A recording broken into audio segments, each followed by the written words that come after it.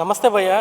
పవిత్రమైన తిరుపతి లడ్డూలో వాడినటువంటి నెయ్యిలో జంతు కొవ్వు అవశేషాలు ఉన్నాయని చెప్పేసి సుప్రీంకోర్టులో వైసీపీ పార్టీ వాళ్ళే ఒక పిటిషన్ దాఖలు చేశారు, ఎటువంటి కల్తీ జరగలేదని. మరి దానికి సంబంధించి సుప్రీంకోర్టు అయితే ఒక సిబిఐ ఎంక్వైరీ చేసింది 5 సభ్యులతోటి. మరి సిబిఐ ఎంక్వైరీ ఎంతవరకు వచ్చింది? ఈ తిరుపతి లడ్డూలో జంతు కొవ్వు అవశేషాలు ఏమన్నా ఉన్నాయా? ఎందుకంటే పంది కొవ్వు అలానే గొడ్డు కొవ్వు రెండు కలిసినాయని చెప్పేసి ఇప్పటి ప్రభుత్వంలో ఉన్నటువంటి పెద్దలైతే ఆరోపణలు చేశారు. మరి సిబిఐ వాళ్ళు ఏం తేల్చారు? విచారణ ఎంతవరకు? నమస్తే అండి. ముందుగా మేము కోరుకుంటుంది ఏంటంటే మీరు అది నెయ్యి అనమాకండి, అదొక వేరే పదార్థం. ఎందుకంటే దాని గురించి టెక్నికల్గా మీకు తర్వాత చెప్తాను. సో ముందు అసలు ఏం జరిగింది ఏంటి అనేది, ఈ ఏఆర్ డైరీ అనే సంస్థ తిరుమల తిరుపతి దేవస్థానం బిడ్డులో పార్టిసిపేట్ చేసింది. బిడ్డు సొంతం చేసుకున్నారు.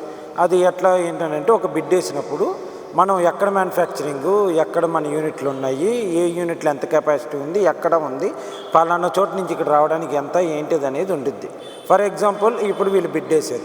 ఆ బిడ్డు అంతకుముందు గత 2019 వరకు తిరుమల తిరుపతి దేవస్థానానికి ఒక నియమ నిబంధనలు ఉన్నాయి. అంటే నెయ్యి తయారైన ప్లేస్ నుంచి తిరుపతికి ఒక 500 కిలోమీటర్ల దూరంలో ఉండాలని ఒక నిబంధన అనేది ఉంది.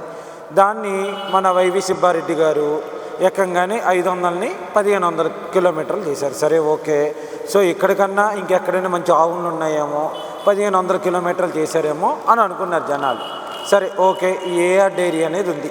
ఈ ఏఆర్ డైరీ అనేది మ్యానుఫ్యాక్చరర్ కాదు, ఇతను ఏంటంటే వేరే చోట కొని తీసుకొచ్చి ఇక్కడ అమ్ముతున్నాడు. ఇతను ట్రేడర్, ఇతను మ్యానుఫ్యాక్చరర్ కాదు. దీనికి ఎక్కడి నుంచి నెయ్యి వస్తుంది అనేది చూస్తే ఈ అమ్మగోళ ఈడాడ సౌత్ ఇండియా కాక ఉత్తరప్రదేశ్ నుంచి బోలేబాబా డైరీ నుంచి ఉత్తరప్రదేశ్. ఈ బోలేబాబా డైరీ ఎక్కడ ఉందండి? ఉత్తరప్రదేశ్లో ఉంది. ఉత్తరప్రదేశ్ ఎక్కడ ఉందండి? మన తిరుపతికి దగ్గరే 2300 కిలోమీటర్ల దూరం ఉంది. కానీ నిబంధన ప్రకారం 1500 కిలోమీటర్లు ఉండాలి. కానీ వీళ్ళ నిబంధనను ఉల్లంఘించి తీసుకొచ్చారు. అంటే వైవి సుబ్బారెడ్డికి తెలిసి జరిగిందే. ఫస్ట్ పాయింట్ 1500 ఉన్నదాన్ని వీళ్ళు 2300 కిలోమీటర్ల దూరాన్ని తీసుకొచ్చారు. వైవి సుబ్బారెడ్డికి తెలిసిదంతా. కానీ ఇది ఫస్ట్ తప్పిది. దాని తర్వాత ఈ బోలేబాబా డైరీ దగ్గర నుంచి 350 రూపాయలకో ఎంతకో కొన్నారు. వీళ్ళు కొని వైష్ణవి డైరీకి తీసుకొచ్చారు. వైష్ణవి డైరీ నుంచి ఏఆర్ డైరీకి వచ్చింది. సరే 350 రూపాయలకు కొని వైష్ణవి డైరీకి అమ్మినప్పుడు లాభం చూసుకుని అమ్ముతారు ఎవరైనా, ఏ వ్యాపారస్తుడైనా లాభం చూసుకుని. కానీ లాభం చూసుకోకుండా అమ్మితే ఏమవుద్ది? 2-3 సినిమా సీన్లు చెప్తాం మీకు. అప్పుడు ఏదో పాత సినిమాలో దాసనారాయణరావు గారి సినిమాలోనో ఏదో సినిమాలో వస్తువులు చాలా తక్కువ ధరలకు ఇస్తున్నాను, పోలీసు వాడు ఎట్లా ఇస్తున్నాను అంటే నా వస్తువు నా ఇష్టం అంటాడు. సరే వెళ్ళిపోయాడు. పోనీ ఇంకో సినిమా తేజ గారి సినిమాలో చూసుకుంటే పరిశ్రమలు నష్టపోతాయి, పరిశ్రమలకు నష్టాలు వస్తాయి, పరిశ్రమలు మూసిపోతాయి అని చెప్పి జడ్జి గారు చెప్తారు. ఒక లాభాలు ఎక్కువ అమ్ముతుంటే వినియోగదారుడు నష్టపోతాడు ఎక్కువ లాభాలకి, తక్కువ లాభాలకు అమ్మితే వ్యాపారస్తులు నష్టపోతాడు. అందుకని తగిన లాభానికి అమ్ముకోవాలి. సరే 350 రూపాయలకి కొనింది బోలేబాబా డైరీ దగ్గర నుంచి వైష్ణవి డైరీకి 318 రూపాయలకి అమ్మారు. వైష్ణవి డైరీ వాడు అప్పుడు చాలా నీతిపరుడే నిజాయితీపరుడు అనుకుంటా ₹1.5 లాభం వేసుకుని వైష్ణవి డైరీ వాడు 350 రూపాయలకి కొనింది ఏఆర్ డైరీకి 318 రూపాయలకి అమ్మాడు. 318 రూపాయలు ఏఆర్ డైరీ వాడు చాలా నీతిపంతుడు నిజాయితీపరుడు దిండుగుల్లో ఉంది ఏఆర్ డైరీ. 318 రూపాయలని 319.5కి తిరుమల తిరుపతి దేవస్థానానికి అమ్మినారు. 319.5. ఓకే, సో అసలు ఇది ఇన్ని నిబంధనలు తక్కువ పట్టేసి ఎక్కడో 1500 కిలోమీటర్లు ఉన్నదాన్ని 2300కి, దాని తర్వాత ఒక చోట నుంచి వీళ్ళు మ్యానుఫ్యాక్చరర్ కాదు ట్రేడరు అని తెలిసి వీళ్ళ నష్టానికి ఇన్ని చేస్తుంటే అప్పుడు వైవి సుబ్బారెడ్డి అనుకో, అప్పుడు పాలక మండలి చాలా పెద్ద పాలక మండలి, జంబో పాలక మండలి, అన్ని రాష్ట్రాల వాళ్ళకి ఛాన్సులు ఇవ్వాలని చెప్పి జంబో పాలక మండలి వేసి మరీ వేశారు. వీళ్ళందరూ నిద్రపోతున్నారా అంటే ఇవన్నీ వాళ్ళకి తెలిసే జరుగుతుంది. దీంట్లో వైవి సుబ్బారెడ్డి గారికి తెలుసు, కరుణాకర్ రెడ్డి గారికి తెలుసు, దాని తర్వాత అప్పుడు ఈవో ధర్మారెడ్డి గారికి కూడా తెలుసు. వీళ్ళ ముగ్గురి కలసందంలోనే జరిగింది. దాని తర్వాత ఇప్పుడు ఏం జరిగింది? 319.5కి అమ్మినారు. ఏది తిరుమల తిరుపతి దేవస్థానానికి అమ్మారు. అమ్మిన తర్వాత ఆ లడ్డూల్లో నాణ్యత లేదు. ఆ నెయ్యిలో నాణ్యత లేకపోతే లడ్డూల్లో నాణ్యత ఉండదు కదా. ఆయనే అన్నారు ఏమని, లడ్డూలో నాణ్యత లేదని చెప్పి ఆయన అమ్ముతున్నారు అని చెప్తున్నారు.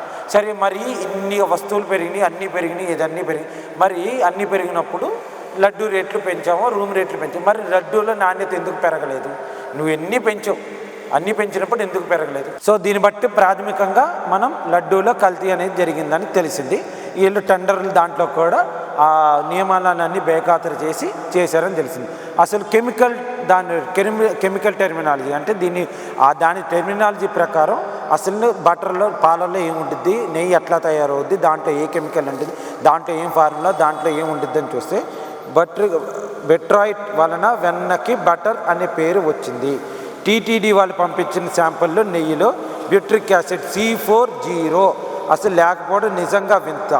వెన్న లేకుండానే నెయ్యి తయారు చేశారంటే అది ఏ స్థాయిలో కల్తీ జరిగిందో చూడండి. వెన్నతో తయారు చేయని నెయ్యి ఇది. సో కల్తీ అనేది 100% నిజం. అంటే నీకు నెయ్యి తయారవ్వాలంటే వెన్న ఉండాలి. వెన్న కెమికల్ నేమ్ ఇది. అసలు ఇది పంపించిన శాంపుల్లో అసలు వెన్నే లేదని అంటే ఇది కల్తీ. అంటే ఇది నెయ్యి కూడా కాదు, వేరే కొత్త పదార్థం. దానికి ఆ పదార్థానికి పేరు పెట్టాలి మనం. టెస్ట్ చేసిన శాంపుల్ నెయ్యిలో ల్యూరిక్ యాసిడ్ 12.663 ఉంది. అంటే నెయ్యిలో కొంతవరకు కొబ్బరి నూనెలో ఉండే ల్యూరిక్ యాసిడ్ C12.0 కలిపారు. శాంపుల్లో కొబ్బరి నూనెలో ఉండే మిగతా capric acid C60, caprylic acid C80, capric acid C10 చాలా తక్కువ ఉన్నాయి. కొబ్బరి నూనె రేటు 320 కంటే ఎక్కువే. వీళ్ళు నెయ్యిలో 320 రూపాయలకు అమ్ముతున్నారంటే మరి అదే రేటుతో ఉన్న కొబ్బరి నూనె ఎందుకు కలుపుతారు? అందుకే కొబ్బరి నూనె నుండి MCT ఆయిల్ సపరేట్ చేసి మిగిలిన ల్యూరిక్ యాసిడ్ తక్కువ రేటుకు దొరుకుతుంది. కేజీ 110 రూపాయలు. దీంతో కల్తీ చేశారు. అయితే ల్యూరిక్ యాసిడ్ కలిపితే నెయ్యి తెల్లగా ఉంటుంది, ఆవు నెయ్యి అయితే పచ్చగా ఉంటుంది. అందుకే ఈ నెయ్యి పచ్చగా కనబడడానికి ఎక్కువ మోతాదులో పామాటిక్ యాసిడ్ కలిపారు. శాంపిల్లో బీటా సెట్రాల్ 175 గ్రామ్స్ కేజీకి 175 గ్రామ్స్ ఉంది. అసలు ఇందులో నెయ్యి ఉండదు. ఇది ఉందంటే వెజిటేబుల్ ఆయిల్ మిక్స్ చేశారని అర్థం. బీటా స్ట్రల్స్ ప్లాంట్ సోర్స్ అంటే తిప్పి వేరే ఫ్యాట్స్ ఉండవు. సో కొంత వెజిటేబుల్ ఆయిల్ కూడా కలిపారు. మామూలుగా డైరీలో వచ్చి పచ్చిపాలలో నుంచి తీసిన క్రీమ్ నుంచి తయారు చేసే ఆవు నెయ్యిలో పామిలటిక్ యాసిడ్ 22 to 25% మాత్రమే ఉంటుంది. అదే గేదె నెయ్యిలో 28% వరకు ఉంటుంది. అయితే శాంపుల్లో రిపోర్ట్లో మాత్రం పామిలటిక్ యాసిడ్ 40% ఉందని తేలింది. సో ఇక్కడ కూడా కల్తీ జరిగింది. ఏం కల్తీ జరిగిందంటే 40% పామిలటిక్ యాసిడ్ రావాలంటే పామాయిల్ కానీ జంతువుల కొవ్వు కానీ కలిపి ఉంటారు. పామిలటిక్ యాసిడ్ 40% రావడానికి ఏ డైరీ వాడింది ఏంటి అనేది సిట్ అధికారులు తేలిస్తే విషయం తేలిపోద్ది. పామాయిల్ రేటు పంది కొవ్వు కంటే ఎక్కువగా ఉంది. పామిలటిక్ యాసిడ్ కోసం పామాయిల్ వాడారు, లేక గొడ్డు కొవ్వు వాడారా, లేదా పంది కొవ్వు వాడారా?